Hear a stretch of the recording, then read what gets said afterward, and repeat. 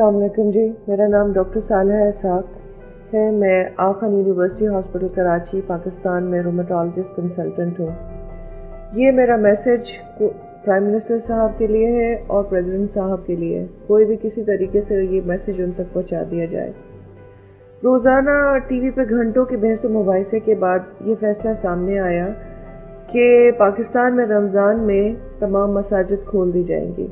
آج پہلی رمضان ہے 2020۔ حیرانی کی بات یہ کہ دنیا کی تمام تر عبادت گاہیں بند کرنے کا فیصلہ زیادہ تر ملک کر چکے ہیں، جس میں ہمارا خانہ کعبہ بھی شامل ہے، جہاں پہ جو اللہ کا گھر ہے، جہاں آج تک کبھی طواف بند ہی نہیں ہوا۔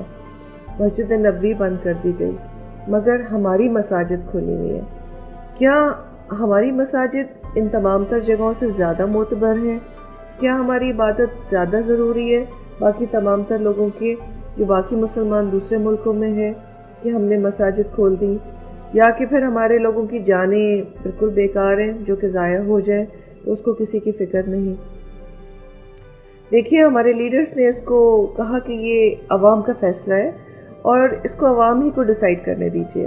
فریڈم آف چوائس دے دی گئی، یعنی کہ ہمیں آزادی رائے ہے، ہم لوگ خود فیصلہ کر لیں کہ ہم گھروں میں نماز پڑھنا چاہتے ہیں یا ہم باہر جا کے نماز پڑھنا چاہتے ہیں، مسجدوں میں جا کے۔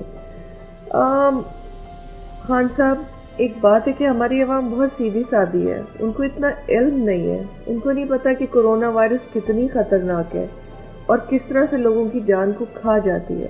یہ بات بالکل صحیح ہے کہ 80% لوگ ٹھیک ہو جاتے ہیں، مگر 20% بہت بیمار بھی ہو جاتے ہیں اور 2 سے 3% مر بھی جاتے ہیں۔ کراچی کے تمام تر ہسپتال بھر چکے ہیں، لوگ اپنی جانوں سے ہاتھ دھو رہے ہیں۔ خدارا، ان کو، عوام کو یہ فریڈم آف چوائس، آزادی رائے دینے کا یہ وقت نہیں ہے۔ یہ جنگ کا عالم ہے، یہ وبا کا عالم ہے، یہ پینڈیمک ہے۔ فیصلہ کرنے کا حق اور چوائس صرف اور صرف حکمران کے پاس ہے، عوام کے پاس نہیں ہے۔ اس لیے یہ فیصلہ حکمرانوں نے کرنا ہے کہ مساجد کو بند کر دیا جائے فی الوقتی طور پہ اور لوگ گھروں سے کم نکلیں۔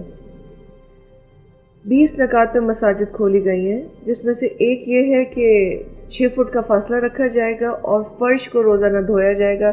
اس کے علاوہ 18 اور ہیں۔ یہ تو کوئی مذاق ہے۔ کیا وائرس جو ہے وہ 6 فٹ کا فاصلہ ناپے گی؟ وائرس ان لوگوں کے پاس سے نکلتی ہے زیادہ تر جو کہ بالکل ٹھیک ہے، جن کو کوئی کھانسی نہیں ہو رہی ہے، کوئی زکام نہیں ہو رہا ہے، کوئی بخار نہیں ہے، وہ خود تو آرام سے پھر رہے ہیں، مگر وہ بیچارے دوسروں کو وائرس پھیلا رہے ہیں۔ وائرس ہمارے سانس لینے سے، ہمارے بات کرنے سے ہوا میں معطل ہو جاتی ہے اور 2 سے 2.5 گھنٹے اور 3 گھنٹے ہوا میں ہی تیرتی رہتی ہے اور پھر وہ کسی اور کے سانس کے ذریعے اس کے اندر چلی جاتی ہے اور دوسرے لوگ بیمار ہو جاتے ہیں۔ تو کوئی بھی آدمی جو نماز پڑھنے جائے گا، اگر اس بیماری سے اس بیچارے کو لاحق ہے بیماری، مگر اس کو پتہ نہیں ہے، وہ دوسروں کو بیمار کر سکتا ہے۔ لوگ اپنے گھروں میں اپنی بیٹیوں کو، اپنی بیویوں کو، اپنے بوڑھے ماں باپ کو بیمار کر سکتے ہیں۔ اس لیے پلیز یہ فیصلہ کرنے سے پہلے بہت ساری چیزوں کو دیکھ لیجئے۔ ہمارے ڈاکٹر جو ہیں وہ جان کی بازی لگا کر یہ جنگ لڑ رہے ہیں۔ یہ سب فیصلے کے بعد جو لوگ بیچارے اپنی جان سے ہاتھ دھو بیٹھیں گے، ڈاکٹرز اپنی جان سے ہاتھ دھو بیٹھیں گے، لوگ مر جائیں گے، اس کا ذمہ دار کون ہوگا؟ اس کا ذمہ دار گورنمنٹ ہوگی یا عوام ہوگی یا حکمران ہوں گے؟ ہمیں اس بات کا بھی فیصلہ کر لینا چاہیے۔ یہ سننے میں آیا ہے کہ کچھ دنوں کے بعد فیصلہ نظر ثانی ہوگا کہ اگر کچھ مساجد میں زیادہ وبا پھیل گئی تو ان کو بند کر دیا جائے گا۔ تو کیا ہم ویٹ کریں گے کہ کچھ لوگ مر جائیں تو پھر ہم ان سب چیزوں کو بند کریں؟ کیا ہم اس چیز کو پریونٹیولی نہیں کر سکتے؟ کیا ہم ابھی سے سب چیزیں نہیں کر سکتے لوگوں کی جان بچانے کے لیے؟ میں بہت عاجزی سے بہت گزارش کرتی ہوں صدر صاحب سے کہ اگر چند نمازوں کی وجہ سے بہت سارے لوگ بیمار ہو جائیں گے تو ایسی عبادت کا کیا فائدہ ہوگا؟ ہم اللہ تعالیٰ کو کیا جواب دیں گے؟ ٹھیک ہے؟ اور فیصلہ کرنے کی صلاحیت، فیصلہ کرنے کی قوت اور عوام کی حفاظت کرنے کی قوت اللہ تعالیٰ نے صرف آپ کو دی ہے۔ صدر صاحب، آپ کا آج کا فیصلہ پوری قوم یاد رکھے گی۔ لوگوں کو یہ یاد نہیں ہوگا کہ ان کے قرضے معاف ہوئے کہ نہیں. ایک عام آدمی کو صرف اپنی جان پیاری ہوتی ہے اور 2 وقت کا کھانا پیارا ہوتا ہے. لوگوں کو آپ کا فیصلہ یاد رہے گا. اگر اس فیصلے سے بہت سارے لوگ مر گئے تو آپ یقین جانیے لوگ کسی کو معاف نہیں کریں گے. اس وبا کو روک نہیں سکتے اگر یہ پاکستان میں پھیل گئی. بہت غربت ہے ہمارے ملک میں، مگر ہمارے ملک کے لوگ ابھی بھی صحت یاب ہے. ہمارے غریب لوگوں کو بیمار مت کریں.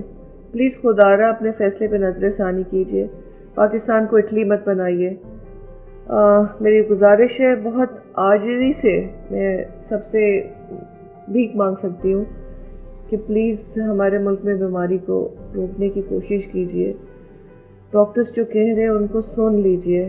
ڈاکٹرز کا کوئی فائدہ نہیں ہے کہ وہ لوگ کہتے ہیں کہ سب چیزوں کو بند کر دیجیے، اس میں کسی کا کوئی فائدہ نہیں ہے. مگر اس وقت پلیز ڈاکٹرز کی، سائنٹیفک لوگوں کی ریسرچ کی اور یہ بات سن لیجیے. بہت بہت شکریہ. یہ میرا میسج پلیز دوسروں تک پہنچائیے، شاید یہ کسی تک پہنچ جائے اور کچھ لوگوں کی جانیں بچ جائیں. I'm Dr. Saleh Sak again from Khan University Hospital. I'm a rheumatologist consultant here. شکریہ.